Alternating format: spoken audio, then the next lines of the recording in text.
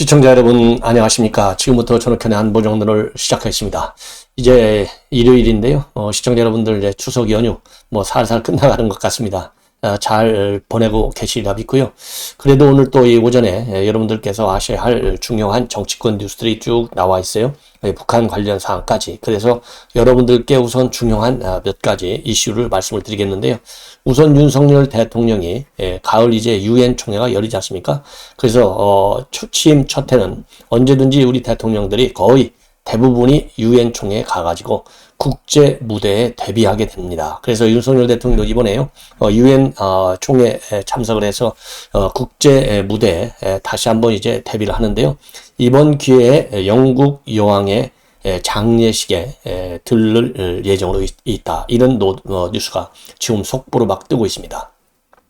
그래서요, 이 엘리자베스 여왕의 서거에 따른 뉴스를 그동안에 저도 여러분께 한번 보도해 드리려고 마음을 먹었었는데 여의치가 않은데 이번 시간에 조금 정리해서 말씀을 드리도록 하겠고요. 그 다음에 동아일보 보도를 보면 이제 강제 북송 사건과 관련해서 이 박지원 원장의 소환이 상당히 임박해 있다. 이 보도가 지금 나오고 있습니다. 그래서 이 관련 내용을 자세하게 말씀을 드리고, 그 다음에는요, 지금 이제 차기 대권 주자들 행보와 관련해서 중앙일보가 상세히 특징을 보도하고 있습니다. 그래서 오세훈, 그 다음에 홍준표, 유승민을 메인 뉴스로 보도를 하면서 마지막으로 이제 한동훈 장관과 그 다음에 안철수 의원을 간략히 언급하고 있고요. 그리고 북한 김정은이 이번 구구절 행사를 계기로 해서 또 다른 새로운 여성이 등장을 했다. 측근 중에 측근으로. 그래서 이 여성에 대한 기사가 또 나와 있어요. 그래서 이러한 내용을 여러분들께 잘 정리해서 말씀을 드리도록 하겠습니다. 우선요, 윤석열 대통령의 유엔 방문과 관련된 이 보도는 공식적으로는 나오지 않고 있어요. 그러나 당연히 윤석열 대통령이 이번 9월 정기총회에 가는 것이 매우 중요하다. 그렇기 때문에 이번에 유엔에 가가지고요, 가장 중요한 것은 우리 외교안보 정책의 기조가 문재인 정권하고는 근본을 달리하지 않습니까? 근본을 달리한다는 얘기는 문재인 대통령 정부의 외교안보 정책은요, 한마디로 인해서 족보가 없는 정책이에요. 이 모든 정책에는 족보가 있어야 되잖아요. 근데 문재인 정권은요, 외교안보 정책은 족보가 없어. 우리 한국과 관련해서 특히. 그 다음에는요, 이 경제정책도 족보가 없어요. 그러니까 경제정책, 소득주도 성장정책 완전히 실패했지 않습니까? 그리고 외교안보 정책도 완전히 실패했어요. 실패했다는 얘기는 그만큼 우리 안보를 위협하는 요소들이 곳곳에 딱 지금 등장을 해왔는데 지난 5년 내내 제대로 다루지 못했어요. 그러다 보니까 이러한 숙제를 갖다가 윤석열 대통령이 한꺼번에 이제 다 풀어야 되는데, 그러기 위해서는 유엔 방문이 반드시 필요하다. 특히 김정은이가 말이죠, 이제는 핵무기와 관련해서 핵을 보유하는 정도가 아니라 보유하고 있는 핵을 반드시 선제 공격까지도 단행하겠다라고 하는 이 폭탄 선언을 했어요. 그래서 핵 법제화까지 선언했기 때문에 이 핵 외교가 상당히 이제 위험한 국면에 와 있습니다. 그러기 위해서는요, 이 국제사회에 적극적인 공조 분위기를 만들지 않고서는 우리 한국이라든가 미국 둘이서 해결하기는 굉장히 어렵다. 물론 일본 들어가죠. 그래서 그 어느 때보다도 국제사회의 대북 압박 외교가 굉장히 기묘한 상황이기 때문에 유엔 외교가 상당히 중요한 것이 아니냐. 자, 이것이 이제 저의 판단이고요. 이러다 보니까 오늘 이제 김은혜 홍보수석이 언론 공지를 통해서 윤석열 대통령이 19일 런던에 있는 웨스트민스터 사원에서 엘리자베스 2세 국왕, 영국 여왕의 국장이 치러지게 되는데 이때 참석할 예정이다. 이렇게 딱 한 줄 공지를 했습니다. 이 얘기는 결국 유엔 총회 참석에 앞서서 엘리자베스 2세 여왕의 국장에 참석한다. 이렇게 보여집니다. 자, 그래서요, 이제 엘리자베스 2세 여왕의 지금 시신은요, 이제 바로 오늘부터요, 290km 떨어져 있는, 왜냐면은요, 영국에서 서거한 게 아니라 스코틀랜드에서 서거를 했어요. 그래서 스코틀랜드 북동부에 있는 벨모럴 성에 지금 현재 시신이 안치되어 있는데요. 11일 오늘 290km 떨어진 에딘버러의 훌리우드 궁전으로 옮겨집니다. 이게 한 6시간 정도 걸리고, 이 훌리우드 궁전에서 에딘버러 성 자일스 대성당까지 장제 행렬이 내일까지 이어지게 됩니다. 그래서 예배가 거기서 끝나면요, 성 자일스 대성당에서 예배가 끝나면 여왕의 이 관이 대중에 24시간 공개가 되고요. 그래서 여왕의 관은 13일 공군기 편으로 이 런던의 버킹엄 궁으로 이동하게 되는데요. 이 비행기에는 여왕의 딸인 앤 공주가 탑승할 예정으로 있다고 합니다. 그리고 런던에 도착을 하게 되면 여왕의 관은 14일 웨스트민스터 산으로 옮겨져서 왕위를 계승한 찰스 3세와 가족이 행렬에 함께 참여할 예정이고요. 그래서 여왕 시신은 장례식까지 웨스트민스터 홀 안에 안치가 돼서 4일간 대중에 공개될 예정입니다. 그래서 19일은요, 당연히 이제 공휴일이고, 이날 우리 대통령이 영국 국왕 서거 이 장례식에 참석한다. 참고적으로요, 윤석열 대통령의 경우에는 여왕의 서거와 관련해서 두 차례에 걸쳐서 조의를 표했어요. 한 번은 트위터에 영문으로 표시를 했는데, 영국 국민에게 기쁜 애도를 표한다. 여왕은 인간의 자유라는 큰 뜻의 강한 신념을 갖고 있었고 인간의 존엄성 부분에서 위대한 유산을 남겼다. 여왕의 따뜻한 마음과 선행은 우리 기억 속에 남을 것이다. 이렇게 트위터에 영문을 올렸고요. 그 다음에는 페북에 추모글을 올렸는데 엘리자베스 2세 여왕께서는 격변의 20세기와 불확실성의 21세기를 관통하는 리더십의 모범을 보여주었다. 영국을 하나로 만들고 영국인으로서의 자부심을 느끼게 하는 근원이었다. 그리고요, 세계대전의 어두운 시기가 끝나고 새로운 시대의 문이 열렸을 때 자유의 수호자로서 많은 세계인에게 위안과 위로를 남겼고 여왕께서 보여준 인간적 깊이와 조국을 위한 헌신 그리고 자유와 평화에 대한 확신이야말로 세계가 영국과 영국 왕실에 보인 존중과 존경의 이유였다. 이렇게 설명하고요. 그러면서 슬픔에 빠진 영국과 연방 국가 국민들에게 애도를 표하고 위대한 지도자이면서 동시에 사랑하는 어머니이자 할머니였던 여왕을 잃은 가족들에게도 깊은 애도를 표한다. 여왕과 함께 동시대의 시간을 공유할 수 있어 영광이었다. 그래서요, 윤석열 대통령이 국내 정치적인 측면에서 굉장히 중요한 키워드 중에 하나가 자유가 아니겠습니까? 그래서 이 여왕의 서거에 관련된 추모의 글에서도 자유와 평화에 대한 윤석열 대통령의 강한 의지를 다시 한번 읽을 수 있는 것이 아니겠느냐. 그리고요, 21세기 관통의 리더십 을 역설한 것으로 볼 때 역시 영국 여왕에 대한 윤석열 대통령의 강한 그러니까 대통령으로서의 존경심이 묻어난다 이렇게 보여지고요. 그리고 국제적으로도 뭐 어마어마한 이런 추모의 글과 이 조의 표시가 있었고요. 이 바이든 대통령도 이 백악관과 모든 공공장소 군부대에서 조기를 개항하도록 이미 지시했고 펠로시 하원 의장도 의회에 조기 개항을 지시했습니다. 그리고 바이든 대통령의 경우에는요, 엘리자베스 2세 여왕은 미국과 영국의 동맹을 강화한 누구와도 비할 수 없는 위엄과 불변의 정치인이었다. 군주를 넘어 시대를 정의했고 여왕의 유산이 영국 역사와 전 세계사에 오래도록 남을 것이다. 이러한 입장문을 냈고요. 유엔 사무총장도 영국에서 최장기 재임한 국가 원수로서 엘리자베스 2세 여왕은 우환과 위엄, 헌신으로 세계의 존엄을 받았고 그녀는 수십 년간 격변의 시기에 얼마나 힘을 주는 존재였느냐 이러한 입장을 내놨습니다. 그래서 뭐 전 세계 지도자들이요 전부 이 추모의 글을 올렸어요. 독일 총리, 프랑스 대통령, 그 다음에 아일랜드 총리, 푸틴 대통령마저도 조전을 보냈어요. 최근 영국 역사에서 가장 중요한 순간은 여왕과 뗄 수 없는 관계였다. 그리고 우크라이나 대통령도요. 진심으로 애도를 표하고 캐나다 총리, 이태리 총리, 스페인 총리, 그 다음에 EU 집행위원장, 모디, 그 다음에 인도 총리, 호주 총리 얘기할 것 없이요. 전 세계 지도자들이 애도의 메시지를 내놨습니다. 자, 그리고 국내에서는요, 이 박지원 원장이 이 DJ 정부 때 여왕이 오셨는데 99년도에요. 그때 공보수석을 지냈어요. 이 페북의 글을 통해서 영국 왕의 이 외국 방문은 까다로운 조건을 충족해야 되는데 그러면서요. 아시아는 물론 한국 최초의 평화적 정권 교체, 그 다음에 DJ의 민주주의, 인권에 대한 공로를 평가해서 방안을 결정했고 DJ가 무척 감탄을 했다. 그리고 당시 공보수석으로 여왕 대회를 뵐 수 있는 영광에 가슴이 설레었다. 이러한 이 회상을 했습니다. 그리고요, 당시 이때 안동 하회 마을을 방문해서요, 많은 인상 깊은 이 외교적인 행사를 가졌고요.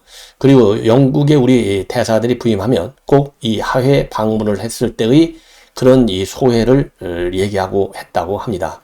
99년도 4월인데요. 하회마을을 찾아서 특히 73세 생일상을 받은 것을 두고두고 회자했다고 합니다. 3박 4일 방문을 했어요. 그래서 그 당시에 말이죠. 47가지의 전통 궁중 음식을 차려서 생일 축하를 했고요. 생일상의 백미로는 나뭇가지의 각종 꽃과 열매를 장식한 높이 60cm의 이 떡꽃 화분이 올라온 것이 회자되고 있습니다. 자, 이렇게 해서요. 영국 엘리자베스 2세 여왕의 서거와 관련된 뉴스 간단하게 한번 여러분께 짚어드렸습니다. 자, 이번에는 지금 현재 동아일보가 보도하고 있는데요. 문정부 향하는 서해 피격, 강제 북송, 검찰 수사, 박지원 소환 임박, 이런 제하의 기사입니다. 한마디로 얘기해서요. 국정원에서 전직 원장을 직접 고발했어요. 바로 서훈과 그 다음에 이 박지원 두 사람이죠. 그래서 여기에 대해서는 그동안 한 벌써 한 석 달 정도 이상을 수사를 계속해 왔는데, 이제는 압수물 분석까지 모두가 끝났고 관련자 소환 조사도 끝났기 때문에 피의자들을 소환하는 단계에 진입하고 있고, 그러다 보니까 박지원, 서훈, 그 다음에 정의용, 그 다음에 이인영, 김현철 통일부 장관, 이런 사람들에 대한 소환 수사가 임박해 있다. 그래서 문재인 정권을 향한 이 수사가 이제 본격화되는 단계로 돌입했다. 이런 지금 보도로 되어 있습니다. 그러면서요, 이번 사건에 지금 이제 서훈과 박지원, 정의용, 그 다음에 김현철, 이런 사람들 소환 조사에 앞서서 가장 핵심 인물은 서호 통일부 장관, 지난 15일하고 21일 날 불러서 조사를 했고요.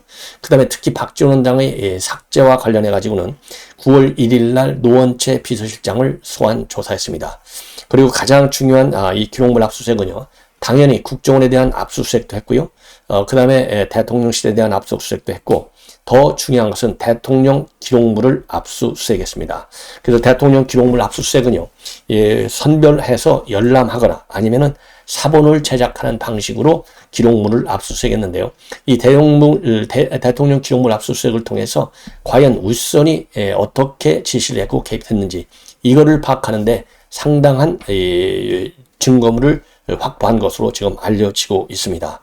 그래서 이번에 이제 압수수색과 관련해 가지고요, 또 이 수사와 관련해서 그동안에 송환 결정을 하게 된 경위와 과정, 그리고 또 관련 책임자들의 어떤 범죄 행위, 이를 규명하는데 상당히 지금 수사력을 집중했다. 그리고 압수물 분석을 통해서 상당히 유의미한 자료를 확보한 것으로 그렇게 지금 동아일보가 보도하고 있습니다.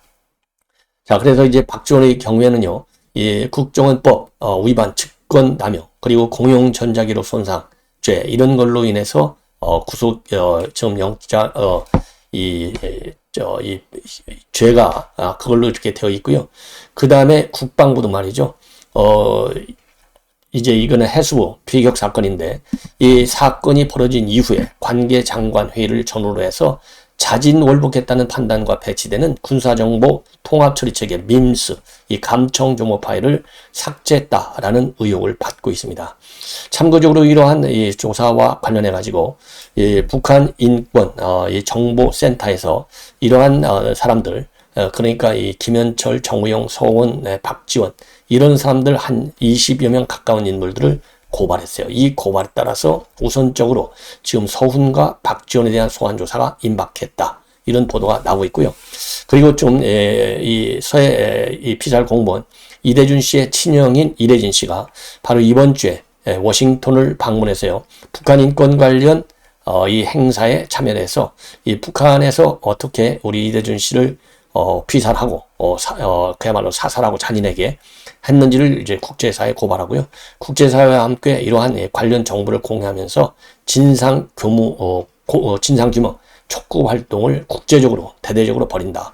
그래서 핵심은요, 15일 날 워싱턴 DC에서 열리는 18자 북한 이탈 주민과 인권을 위한 국제의원연맹 총회에 참석을 하게 됩니다. 그리고 이 총회에는요, 우리 국내에서는 지성 의원, 그리고 하트경 의원, 홍석준 황보승 의원, 최성룡 납북자 가족 모임 대표, 황우여 상임 고문, 권은경 북한 민주화 네트워크 대표, 이런 사람들도 참여할 예정으로 있고요. 이대진 씨의 경우에는 워터홈비어 부모도 만날 예정으로 있다고 합니다. 자, 그래서요, 지금 이제 이 문제에 대한 진상규명에 이 국제사회의 공조를 호소하는데 상당한 이 기여를 하지 않을까, 이번 워싱턴 방문이, 이런 이 생각이 듭니다. 그리고 말이죠, 박지원 전 원장이 최근 들어서 추석 연휴임에도 불구하고 계속해서 입장을 내놓고 있는데요.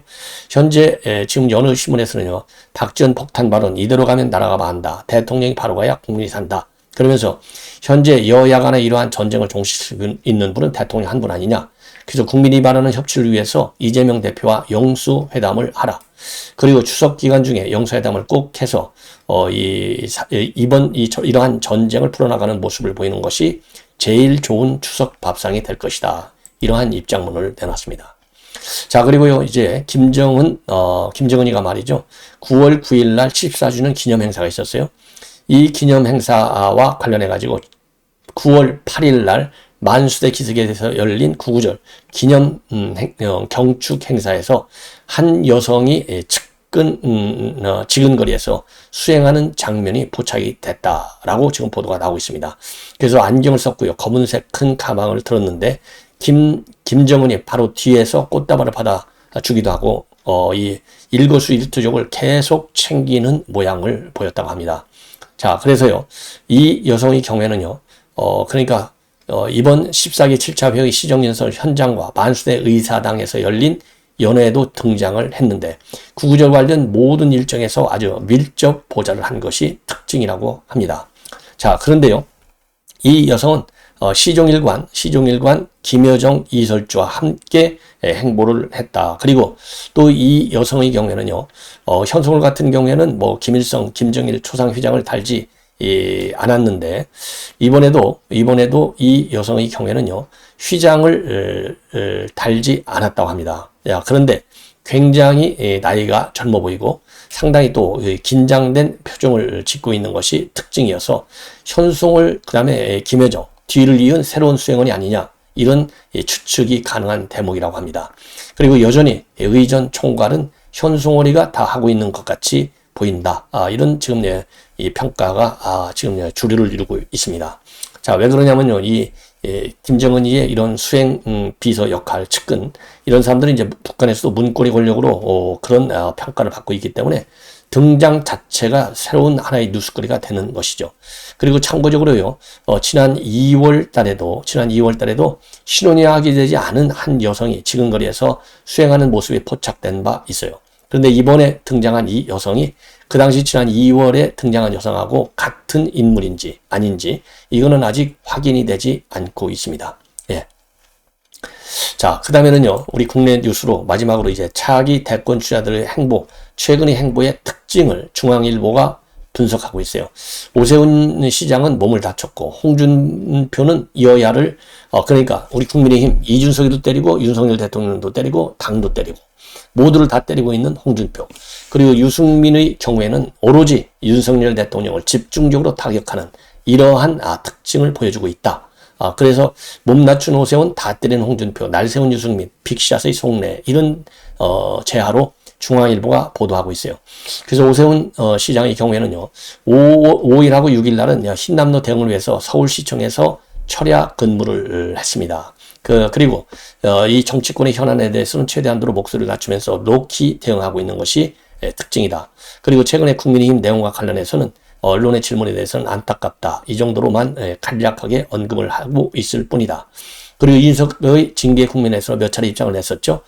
그래서 지난 7월에는 이준석 대표가 중도 사퇴하는 일이 벌어진다면 득보다 실이 더 많을 것이다, 이렇게 주장한 바 있는데요. 지난달 8월 18일에는 입장이 달라져가지고 이준석이도 조금 참아야 한다라고 얘기를 했다, 이렇게 자제를 부탁한 얘기를 갖다가 언론에 공개하고 있어요.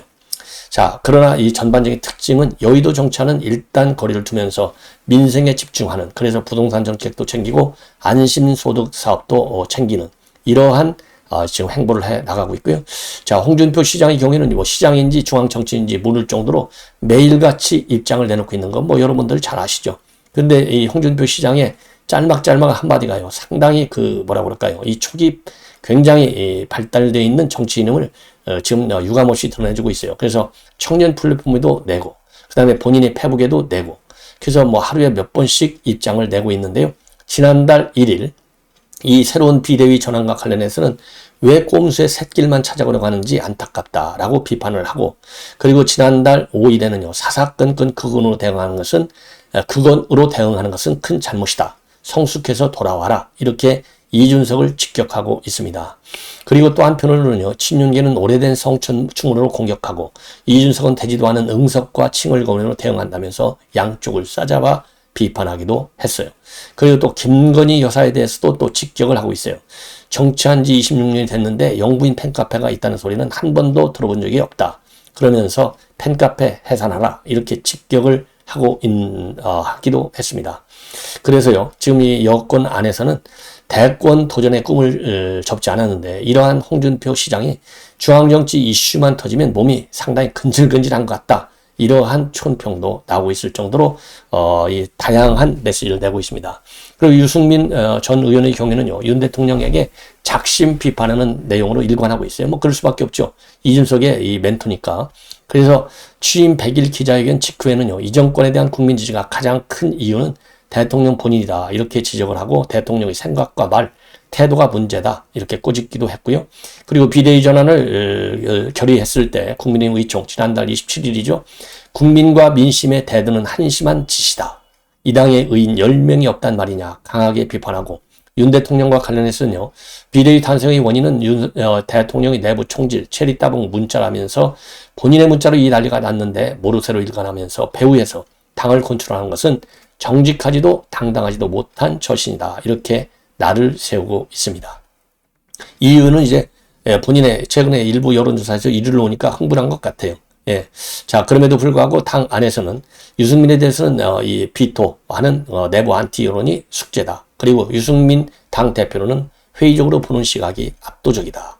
그리고요, 그럼에도 불구하고 또 이제 한동훈 장관은요, 민주당과의 설전을 벌이면서 존재감을 부각하고 있는데, 최근에 일부 강성파가 탄핵해야 된다 주장하고 있지 않습니까? 여기에 관해서 지난 5일날 예결위에서 탄핵 발의하면 좋다. 절차 내에서 당당히 임하겠다. 판단은 국민이 하는 것이다. 이게 당당한 모습을 보이면서 받아치고 있고요.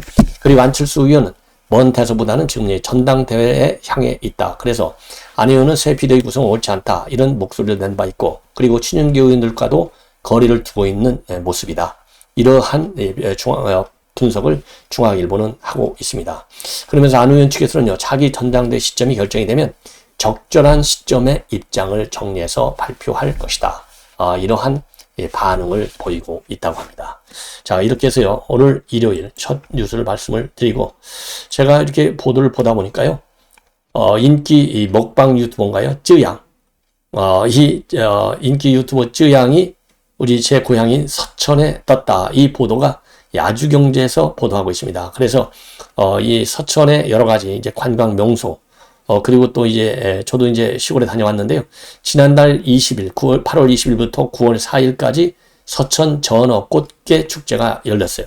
이 꽃게 축제도 또 보도를 하고, 그리고 그래서 이제 특히 전어 무침, 전어구이, 꽃게찜 이런 또 이 먹방도 촬영을 했다고 합니다. 그리고 서천의 명소로 알려져 있는 동백정, 백문동, 그 다음에 신성리 갈대밭, 이런 풍광을 즐길 수 있는 이런 명소도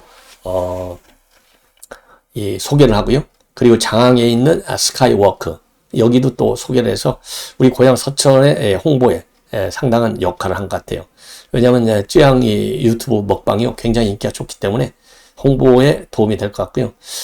우리 시청자 여러분들께서도 우리 충남 서천 굉장히 낙후된 지역인데요.